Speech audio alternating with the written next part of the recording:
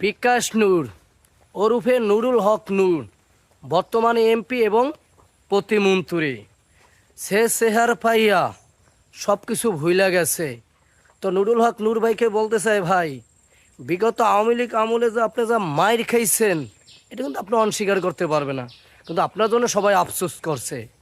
আর আপনি এখন একটি চেহারা পাইয়া আপনি যা জামাত নিয়ে যা কথাবার্তা বলেন, আওয়ামী লীগ এত কথা বলতে সাহস পায় না।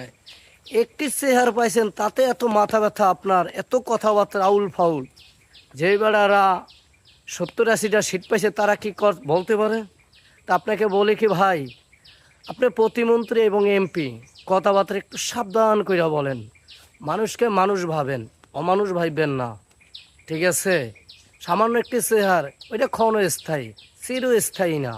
তাই নিজেকে একটু সম্মান রেখে কথা বলুন এবং মানুষকে একটু সম্মান দিয়ে কথা বলুন। ভবিষ্যতে আপনার জন্য ভালো হবে। এই চেয়ার আজকে আছে, কালকে নাও থাকতে পারে। আপনি বিএনপির সাথে আজকে যৌথ আছেন, আগামীকাল নাও থাকতে পারেন, এটাই স্বাভাবিক। কিন্তু চেহারের প্রলোভন দেখে যার তার সাথে রাব ব্যবহার করেন না, এবং প্রবাসী ভাই বোনদেরকে নিয়ে আজে বাজে মন্তব্য করেন না যে তারা বিদেশ যায় শুধু ফোনে কথা বলে সময় নষ্ট করে।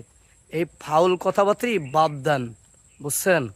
আপনি ভিপি ছিলেন, ও ভিপির সম্মানটা ধইরা রাখেন, নাহলে ভিপির সম্মানটা ভাইসা যাবে নদী দিয়ে পানির সাথে।